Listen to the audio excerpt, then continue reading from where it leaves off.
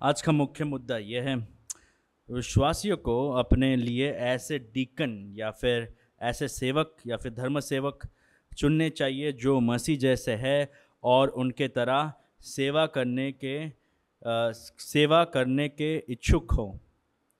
विश्वासियों को अपने लिए ऐसे डीकन चुनने चाहिए जो मसीह जैसे हो और उनके तरह सेवा करने के इच्छुक हो। कई साल पहले मैंने एक वीडियो देखा था, मेरे दोस्त ने भेजा था मुझे, जहाँ पर नए डीकन को वो लोग ला रहे थे कलीसिया में, और ये जो बूढ़ा डीकन था उसे ये अच्छा नहीं लग रहा था कि ये लोग नए डीकन ला रहे हैं।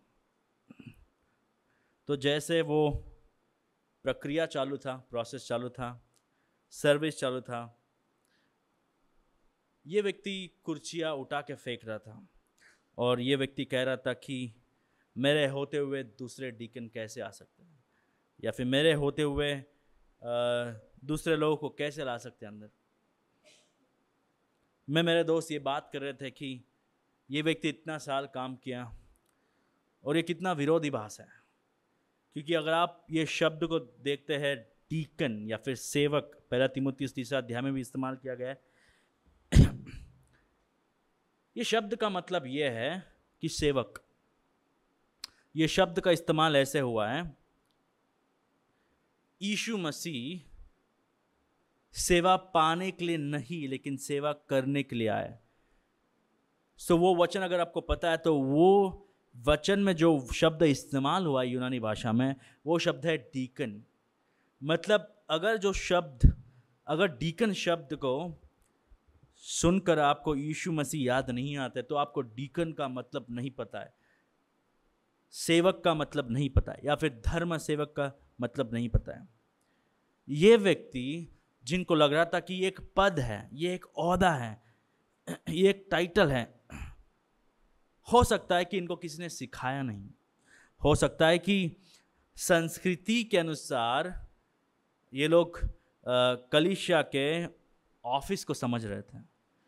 लेकिन भाइयों और बहनों, अगर हमारे कलीसिया के द्वारा प्रभु को महिमा मिलना है तो हमें वचन को समझना होगा और हमें वचन के अनुसार चलना होगा। मेरा आज का प्रचार का उद्देश्य यह है कि मैं आपको यह दिखाना चाहता हूं कि जो कलीसिया के पासबान और सेवक यीशु मसीह जैसे है और यीशु मसीह जैसे सेवा करने के लिए इच्छुक है, वो लोग प्रभु को महिमा देते हैं। हमने पिछले हफ्तों में पासबानों के बारे में सीखा था। पासबानों के बारे में भी हमें गलत फहमी है, हमें लगता है कि पासबान लोग CEO है, पासबान लोग राइट बिशप जैसे आते हैं सफ़ेद कपड़े पहन के, जिनका पद ऊंचा होता है, सबसे ऊंचा पद, पासबान से ऊंचा, प्राचीनों से ऊंचा बिशप जो है वो बहुत सारे कलीसिया के ऊपर अधिकार रखता है। तो ये सब प्रथा को देख के हमें लगता होगा कि पासबान जो है उनके पास सबसे ज़्यादा अधिकार है। लेकिन हमने फिर से देखा कि वो जो शब्द है रखवाला या फिर रखवाले, वो शब्द का मतलब यह है चरवाह। चरवाह क्या करता है? अपने भेड़ों की सेवकाई करता है, अपनी भेड़ों की देखभाल करता है। चरवाह जो है कुर्सी पर बैठ के हुक्म नहीं देता। चरवाह जो है अपने कपड़े गंदे करता है, भेड़ों को चलाता है, खाना ढूंढता है, पानी ढूंढता है। वैसे ही सेवक भी, हम बैप्टिस्ट कलीसिया इसलिए हम ये मानते हैं कि पासबान और डीकन ये दोनों भी कलीसिया के ऑफिसर्स हैं, और कोई ऑफिस पे हम विश्वास नहीं करते।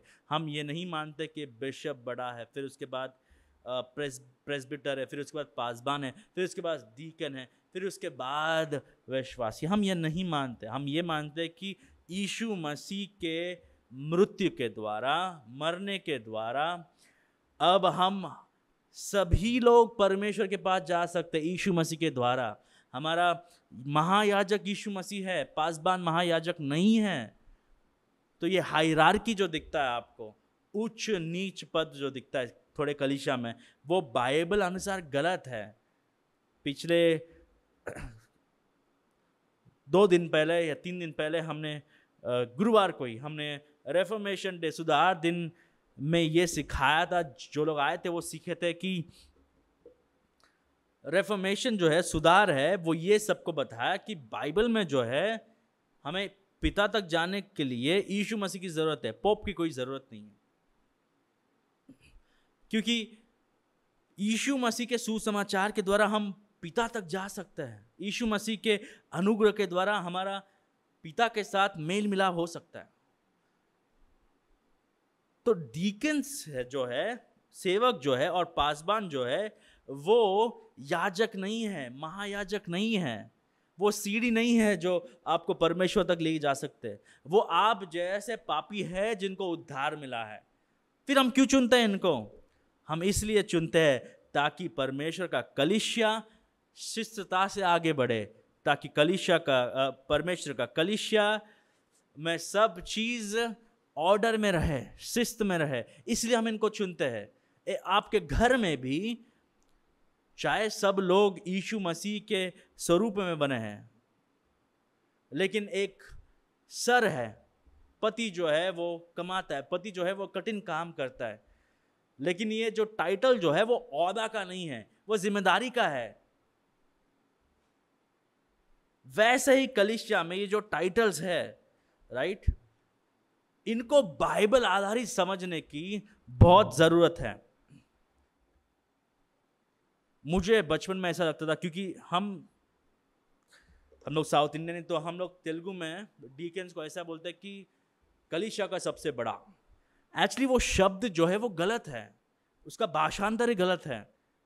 अगर आप देखते हैं सेवक कलीसिया का बड़ा कैसे हो सकता है? तो बाइबल का कैसे भाषांतर करे, उससे भी लोगों पर असर होता है। अगर हम लोग ये शब्द जो डीकन है, यूनानी भाषा में डायकनोस है, अगर ये शब्द का इस्तेमाल हम लोग ऐसे करते हैं कि कलीसिया में सबसे बेहतर व्यक्ति, अगर ये भाषांतर कर देते हैं, तो लोगों को वाकई में लगेगा अच्छा कलीसिया में सबसे बेहतर व्यक्ति हम हैं, कलीसिया में सबसे ऊंचे पद वाला व्यक्ति हम हैं।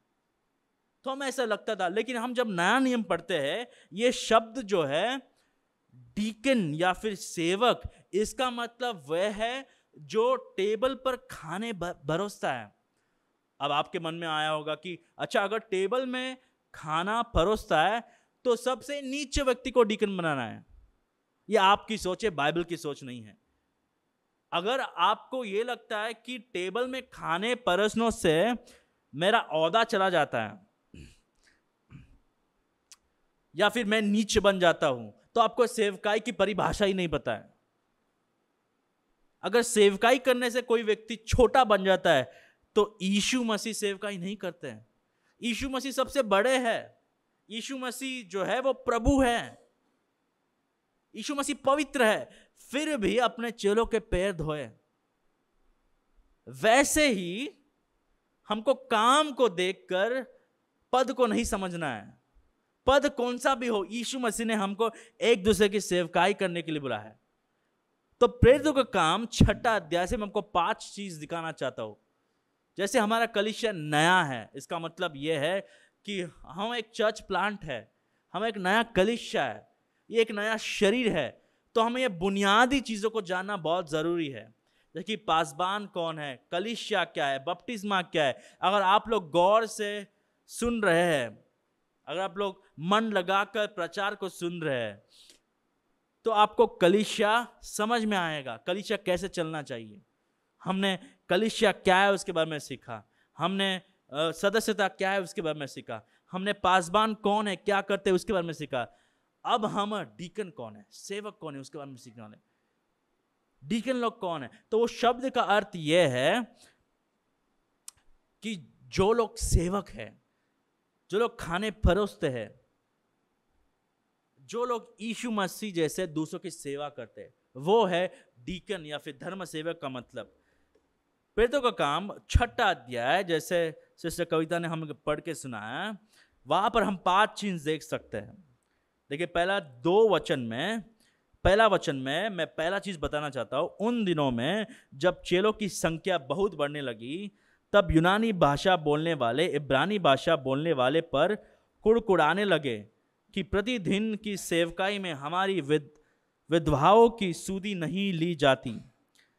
तब उन 12 ने चेलों की मंडली को अपने पास बुलाकर कहा, यह ठीक नहीं कि हम परमेश्वर का वचन छोड़कर खिलाने पिलाने की सेवा में रहें।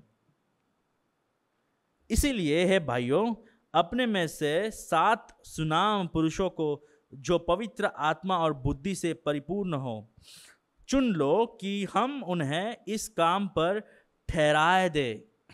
पहले वचन में हमें यह दिखता है कि सेवक कौन है। वे कलीसिया की वास्तविक जरूरतों का पता लगाते हैं और उन्हें हाल करते हैं। वे कलीसिया की वास्तविक जरूरतों का पता लगाते हैं और उन्हें हाल करते हैं। They spot and solve tangible needs of the church।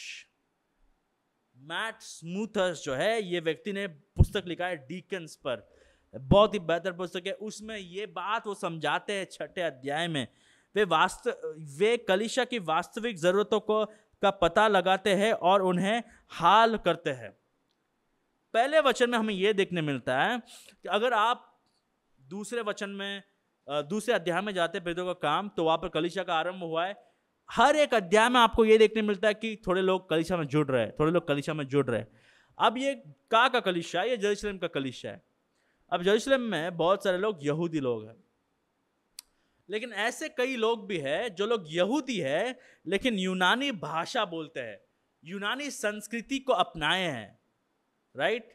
अभी जो व्यक्ति आंध्रा से है, आंध्रा में पैदा हुआ है, आंध्रा में पला बढ़ा है, उसमें, और जो व्यक्ति आंध्रा का है लेकिन बंबई में पैदा हुआ है, बंबई में का भाषा बोल रहा है, बंबई में पढ़ा लिखा है, उन दोनों में अंतर होंगे।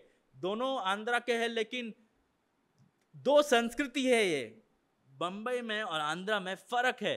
वैसे ये 2 लोग यहूदी लोग हैं, लेकिन एक जो है वो लोग यूनानी भाषा बोलने वाले हैं और दूसरे लोग जो है वो लोग इब्रानी भाषा बोलने वाले हैं। दोनों यहूदी है लेकिन थोड़ा सा अंतर है। कलीसिया जो है वो सबसे बना हुआ है, सब भाषाओं से बना हुआ है, सब संस्कृति से बना हुआ है। तो जैसे ये बनता है, वहां छोटे मोटे समस्या तो आएंगे ही। अगर आपको लगता है छोटे मोटे समस्या को नजरअंदाज करना है, तो आपको कलीसिया की बारे में बहुत छोटी सोच है। देखिए, ये प्रेरित जो है और ये कलीसिया जो है, उन्होंने नजरअंदाज नहीं किया है। संदर्भ में ये हो रहा है कि जो लोग यूनानी भाषा बोलने वाले हैं, वो इब्रानी भाषा बोलने वाले पर कुड़कुड़ाने लगे कि वहां पर विधवाओं को खाना बटोरते थे। तो हो सकता है ऐसा कि जो लोग यूनानी भाषा बोलने वाले यहूदी हैं, उनको सही से सेवकाई नहीं मिलता होगा। ज़्यादा नज़र इब्रानी भाषा बोलने वाले विधवाओं को या फिर वो लोगों पर ज़्यादा नज़र जा रहा होगा। तो यूनानी भाषा बोलने वाले कुड़कुड़ाने लगे, दिन प्रतिदिन के सेवकाई में हमारे विधवाओं की सुधि नहीं ले जा रही है, समस्या है। राइट? अगर आज का हो तो ये साइड का एसी नहीं चल रहा है, ये साइड का चल रहा है। हो सकता है कि भाई लोग ये चाहते कि ये स्त्रियों को, राइट, औरतों को सही देखभाल नहीं किया जा रहा है। ये भी एक चीज हो सकता है। जब ऐसे चीज आते हैं, सेवकों का काम क्या होता है? ऐसे चीज जो कलीसिया में फूट ला सकता है, जो कलीसिया में पाप को अंदर ला सकते हैं। कुड़कुड़ाना पाप है, कुड़कुड़ाना पाप है, कलीसिया में कुड़कुड़ाना पाप है, कानाफूसी करना पाप है। हो सकता है कि ये लोग जाके पीठ पीछे भी बात कर रहे हैं कि ये कलीसिया जो है केवल इब्रानी लोगों को ख्याल रखता है, हम भी विश्वासी है, हम भी प्रभु बोझ तोड़ते हैं, तो हम पर क्यों नहीं ध्यान दे रहे? आपको लगता होगा कि ये बहुत ही छोटा काम है, ये बहुत ही छोटा समस्या नहीं, ये बहुत ही बड़ा समस्या है। जब लोग कुड़कुड़ाते हैं, जब लोग पीठ पीछे बात करते हैं, जब लोग सीधे से नहीं बात करते, वो बहुत ही बड़ा समस्या है। कि जब हम सीधे बात करते हैं, वहां पर समस्या का आधा सुलह हो गया है, क्योंकि आपको समस्या पता चल गया है। लेकिन जब हम पीछे बात करते, जब हम कुड़कुड़ाते हैं, जब असली समस्या पता नहीं चलता है, कलीसिया में फूट आ सकता है। ये जो कलीसिया बढ़ रहा है, ऐसा हो सकता था अगर ये लोग डीकन्स को नहीं चुनते, डीकन्स लोग ये समस्या का हाल नहीं निकालते, ऐसा हो सकता था कि ये कलीसिया जो है वो टूट जाता, थोड़े यूनानी भाषा बोलने वाले चले जाते, ऐसा हो सकता था। लेकिन डीकन्स जो है, सेवक जो है, वो लोग शॉक ऑब्जर्वर्स है। शॉक ऑब्जर्वर्स क्या करता है? इलेक्ट्रिकल टर्म है ये।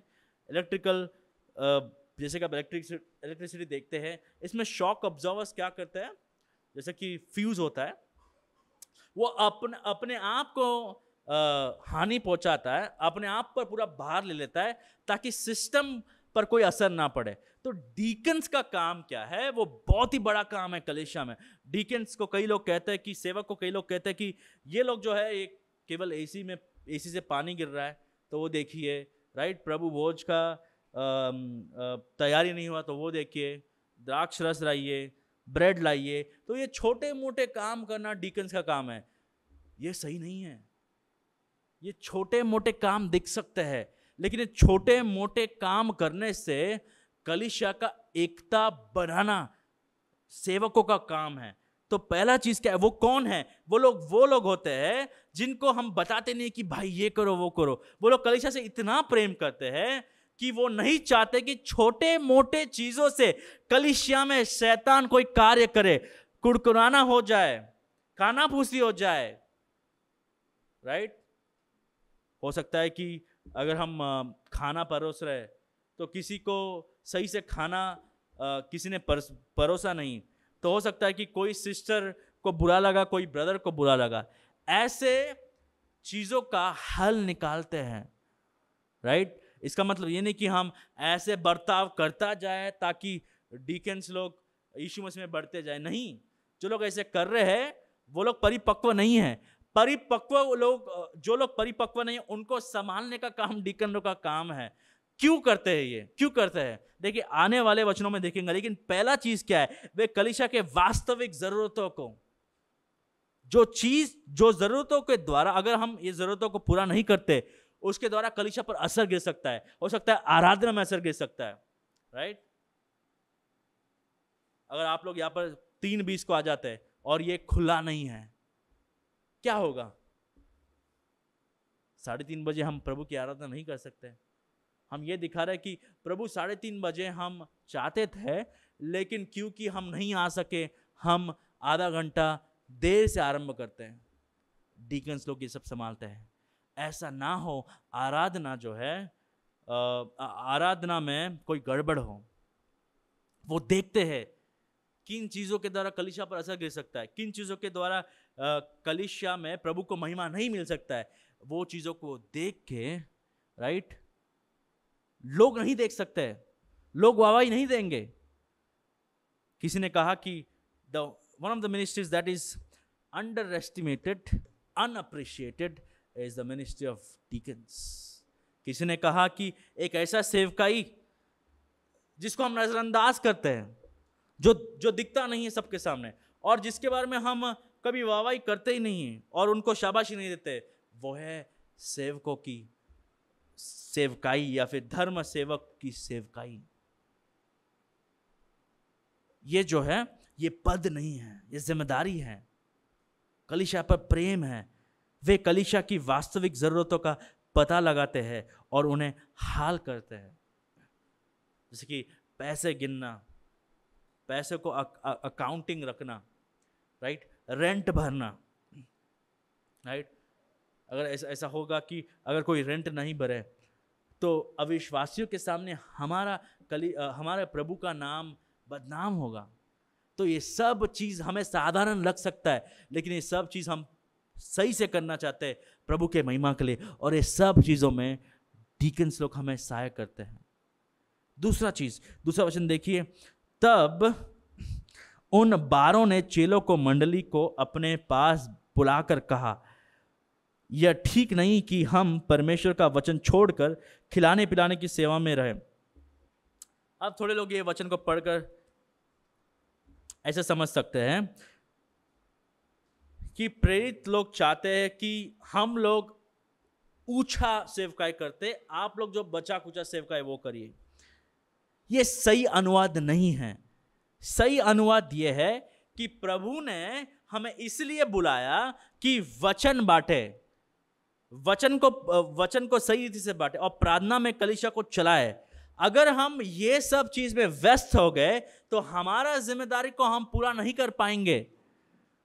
तो पासबानों को अपना काम करने के लिए, सहायक करने के लिए प्रभु ने डीकन्स को दिया है। दोनों भी सेवकाई कर रहे, दोनों के सेवकाई के द्वारा कलीसिया बढ़ता है, दोनों के सेवकाई के द्वारा कलीसिया पर असर आता है, दोनों के कलीसिया के द्वारा प्रभु को महिमा मिलता है, और दोनों के सेवकाई के द्वारा 7वें वचन में अगर हम देखेंगे तो चेले बढ़ते हैं दोनों के सेवकाई के द्वारा, ये केवल पासबानों के सेवकाई के द्वारा नहीं। तो दूसरा बात जो है, दूसरा मुद्दा जो है दूसरा वचन से, वे कलीसिया की एकता की रक्षा करते हैं और उसे बनाए रखते हैं। वे कलीसिया की एकता की रक्षा करते हैं और उसे बनाए रखते हैं। देखिए प्रेरितों ने किनको चुना है, कलीसिया ने किनको चुना है?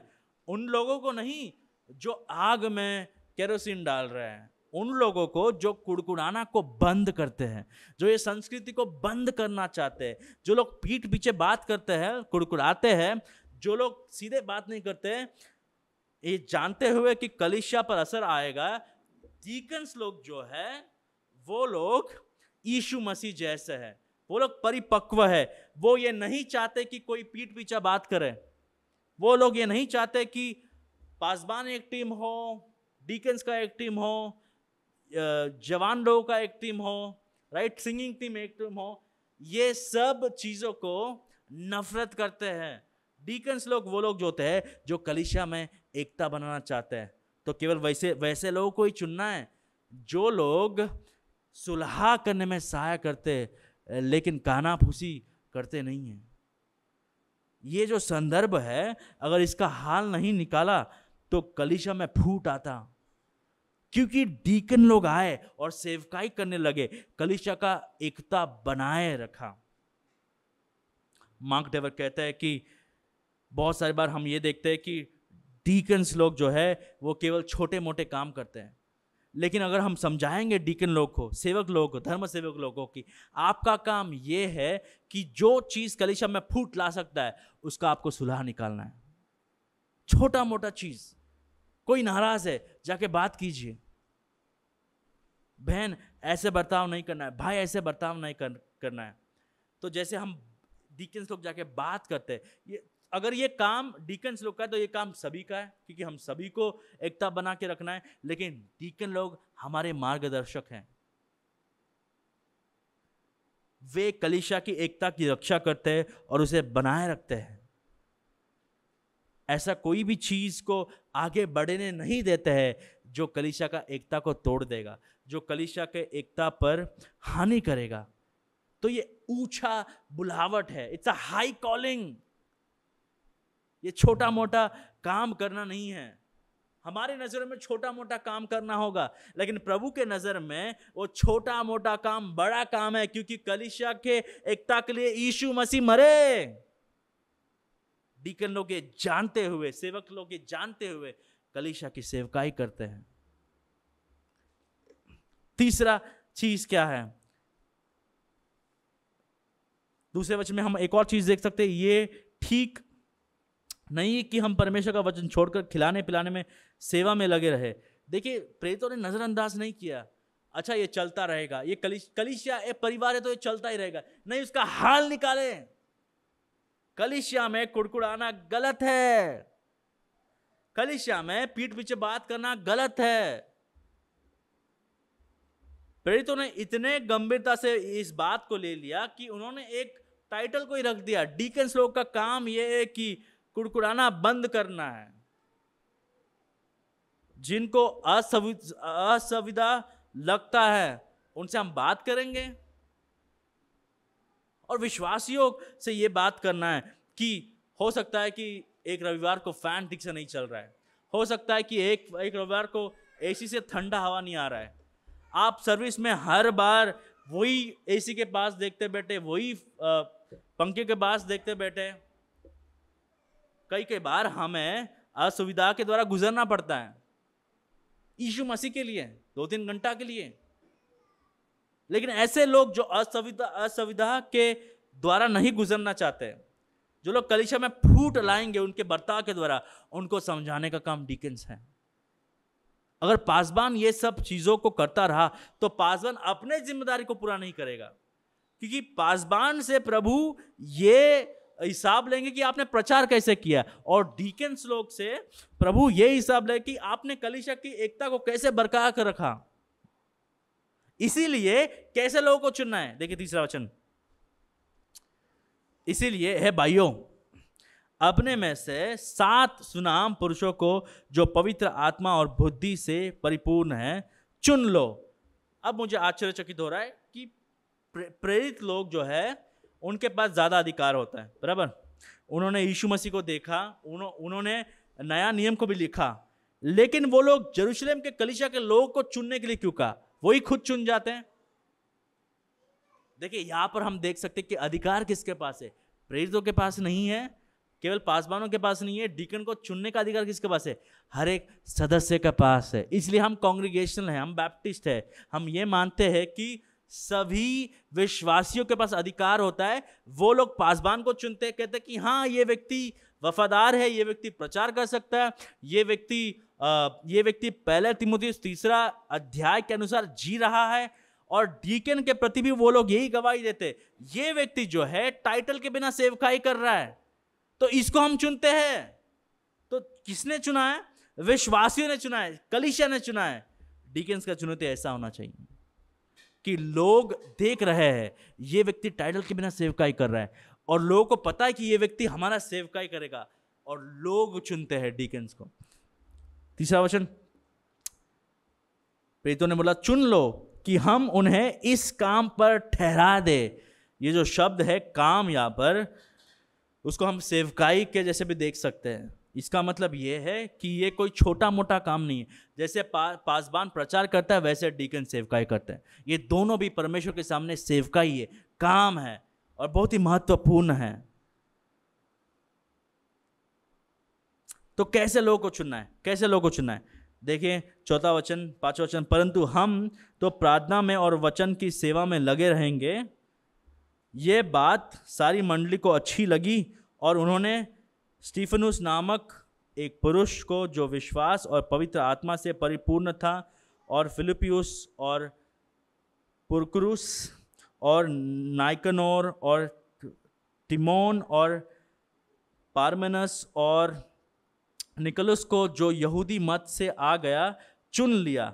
इन्हें प्रेरितों के सामने खड़ा किया और उन्होंने प्रार्थना करके उन पर हाथ रखा।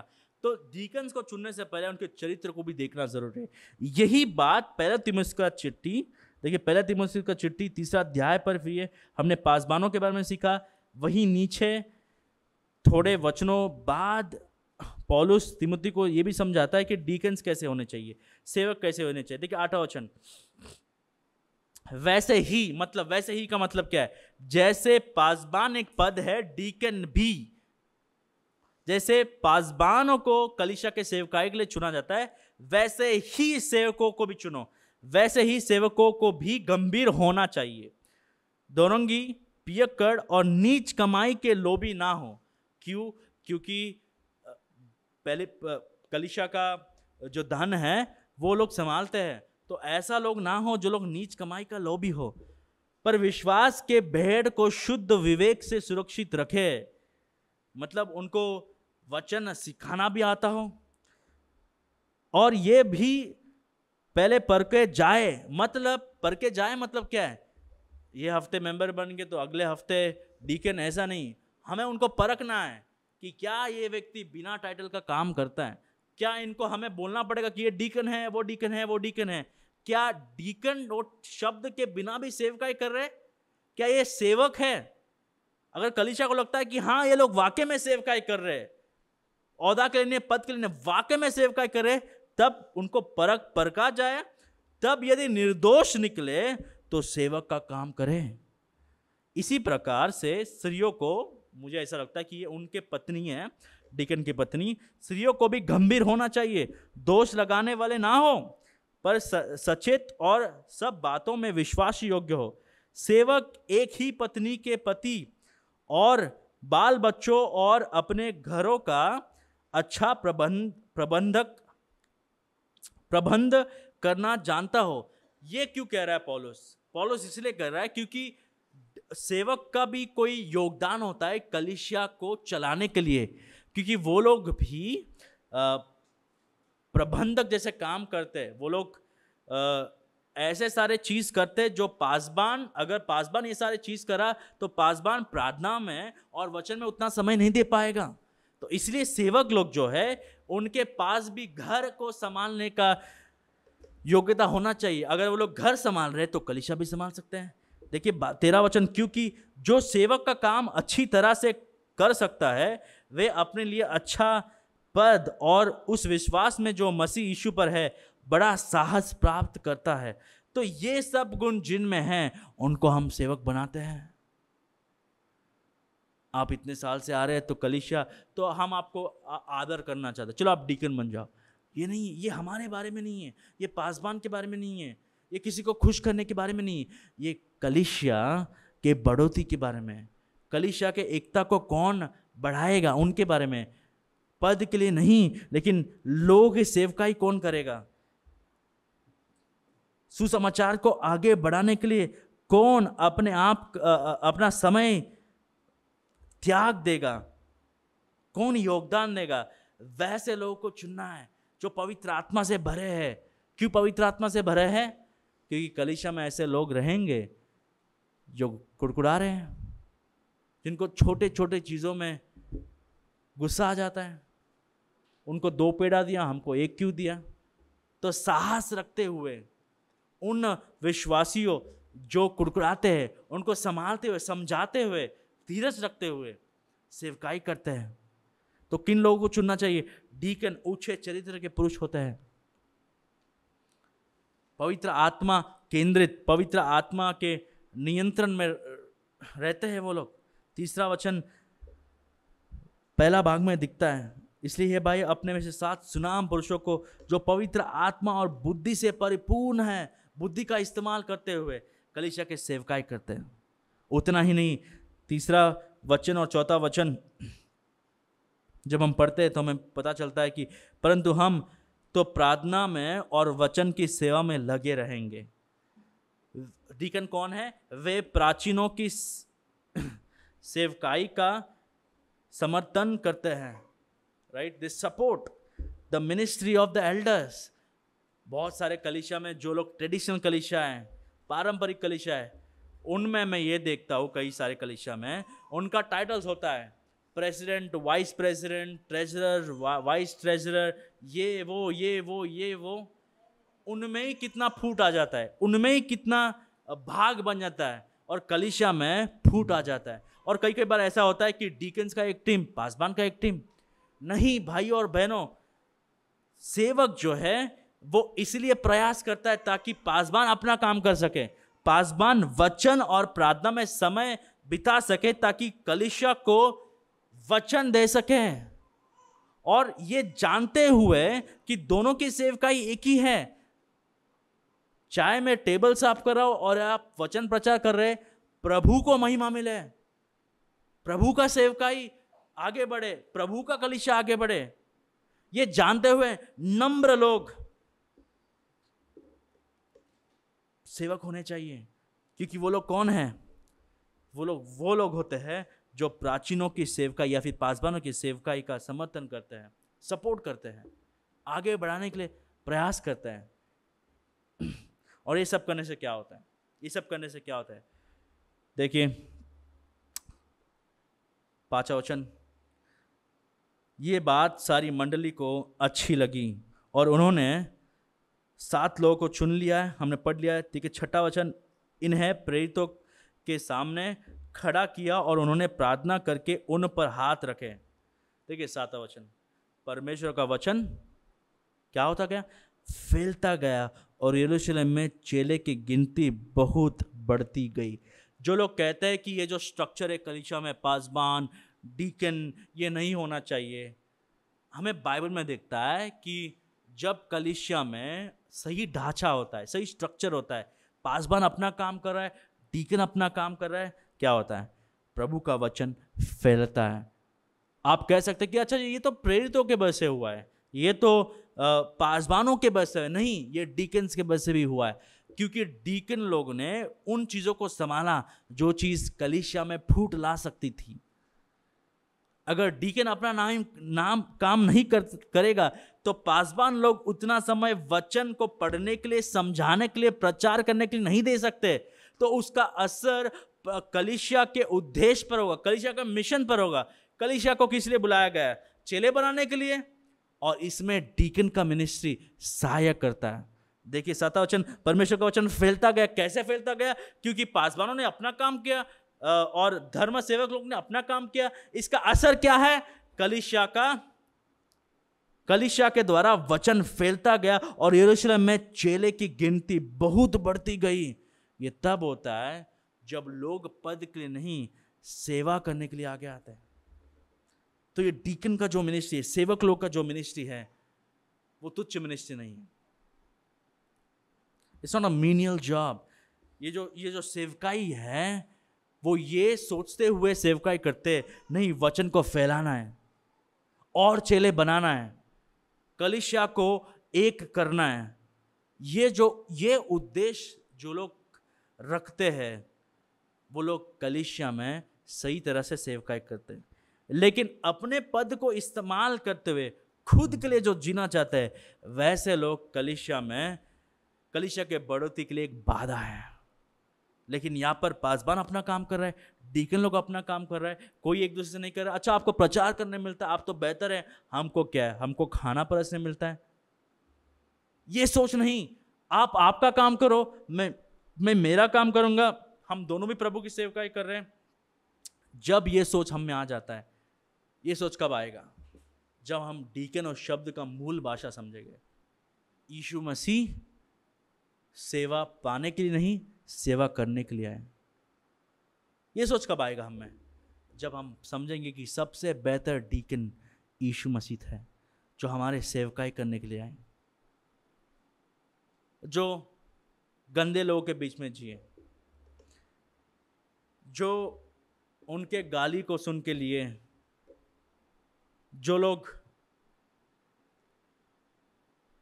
संसार में घटिया लोग हैं, फरीसी लोगों के बीच जिए हमारे लिए, ताकि ये पापी लोगों को बचाने के लिए उन्होंने अपने चेलों की सेवकाई किया है।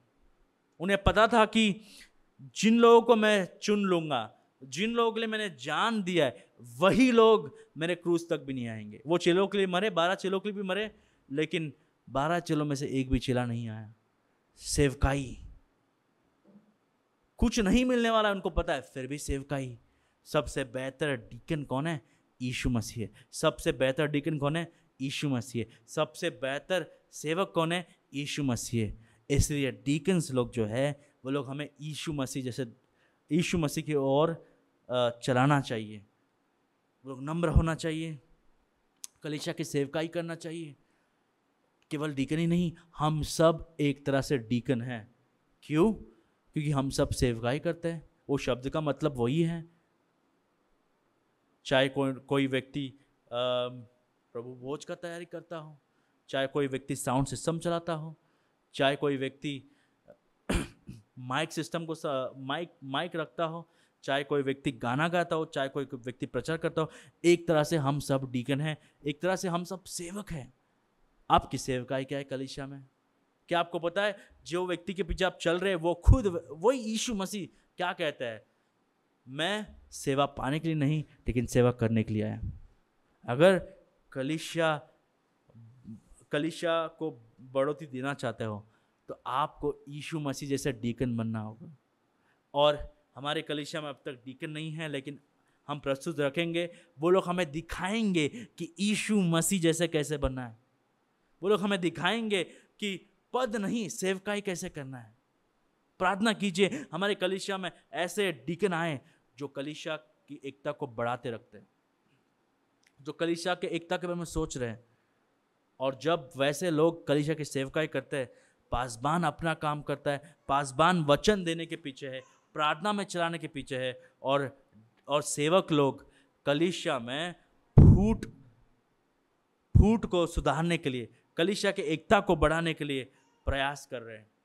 सबसे बड़ा व्यक्ति कलीसिया में कौन? जो दूसरों की सेवकाई करता है। क्या आपको बेहतर व्यक्ति बनना है तो दूसरे की सेवकाई कीजिए। याकूब और यूहन्ना का माता ने यीशु मसीह के पास आकर कहा कि जब आप आपके राज्य के साथ आएंगे तो एक बेटे को दाहिने हाथ बिठाना, एक बेटे को बाहिने हाथ। यीशु मसीह ने क्या कहा? अच्छा, आपको बेहतर बनना है, क्या वो मेरे से बपतिस्मा लेंगे?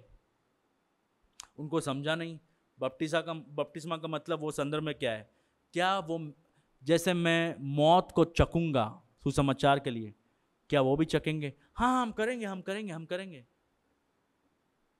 लेकिन यीशु मसीह ने कहा, आप जो पूछ रहे हैं आपको ही नहीं पता। सबसे बड़ा व्यक्ति राज्य में वो होता है जो नम्र बनना चाहता है, जो कलीसिया को साफ करना चाहता है, जो व्यक्ति टाइटल के पीछे नहीं, जो व्यक्ति एक दूसरे की सेवकाई करना चाहता है, जो व्यक्ति देखता है कि देखो इधर मैं सहाय कर सकता हूं और कर देता है। अरे हमसे किसी ने बोला ही नहीं, सेवकाई करने के लिए बोलने की क्या जरूरत है? जब आप घर में देखते हैं कुछ चीज सही नहीं है, आप जाके कर देते। वैसे लोगों की जरूरत है जो लोग बड़ा बनना चाहते हैं। राज्य में सबसे बड़ा कौन? जो सबसे छोटा है। सबसे छोटा व्यक्ति कौन है? दूसरे की सेवकाई करते हुए। यीशु मसीह के नजर में बड़ा बनना मतलब संसार के मन में छोटा बनना। ये सारे चीज जो आप कर रहे हैं आज कलीसिया में सेवकाई, लोगों के नजर में छोटा दिख सकता है, लेकिन यीशु के नजर में वो सब चीज योगदान दे रहा है कलीसिया के बढ़ोतरी के लिए। और जैसे याकूब और यूहन्ना के माता ने पूछा था तो उन्होंने कहा कि हाँ, हम करेंगे। चेलों में से सबसे पहले कौन मारा गया? चेलों में से सबसे पहले कौन मारा गया? याकूब। मिल गया जो मंत्र था, मिल गया उन्हें। आपको बड़ा ओहदा चाहिए, ले लो। मर गए यीशु मसीह के लिए। प्रेरितों का काम में ये बात पढ़कर मुझे बहुत आश्चर्यचकित होता है। याकूब जो है, परमेश्वर ने इजाजत दे दी कि हेरोद उसको मार दे, लेकिन पतरस को जेल में से बचाकर बाहर लेके आता है। मतलब कौन कैसे मरे, कौन कब मरे, ये भी प्रभु के इच्छा में है। लेकिन इनको कलीसिया में बड़ा बनना था, इनको बड़ा नाम चाहिए था। ले लो, मिल गया। अगर राज्य में बड़ा नाम चाहिए तो हमें कुछ त्याग देना पड़ेगा। उन्होंने बड़ा बनने के लिए क्या त्याग दे दिया? अपने खुद का जान दे दिया। राज्य में ऐसा होता नहीं है, ये बड़ा मैं छोटा। हम सब यीशु मसीह के धार्मिकता से ढके हुए हैं और इसलिए हम जानते कि हम कुछ भी नहीं हैं। हम पापी हैं जिनके लिए यीशु मसीह मरे, जिनके ऊपर अनुग्रह किया गया है, जिनको पश्चाताप दिया गया है। ये जानते हुए कि हम बेहतर नहीं है, यीशु मसीह बेहतर है, हम एक दूसरे की सेवकाई करते हैं। तो प्रभु हमें अनुग्रह दे कि हम एक दूसरे की सेवकाई करें। हम इसके पीछे नहीं भागे कि बेहतर कौन, बड़ा कौन, किसको ज्यादा श्रेय मिलना चाहिए। सबसे बड़ा यीशु मसीह, सबसे ज्यादा श्रेय यीशु मसीह को मिलना चाहिए। आज का सीख ये है, डीकन या फिर सेवक उसके जैसे कलीसिया की सेवा करके हमें मसीह की ओर इंगित करते हैं, मसीह की ओर ले जाते हैं। ये आज का सीख। प्रभु हमें अनुग्रह दे कि हम ये समझे कि यीशु मसीह क्यों आए, सेवा पाने के लिए नहीं, सेवा करने के लिए। हम सब लोग, हर एक सदस्य सेवा पाने के लिए नहीं लेकिन सेवा करने के लिए आने वाले दिन में कलीसिया इकट्ठा होए और प्रभु को महिमा दें और कलीसिया के बढ़ोतरी में योगदान दें।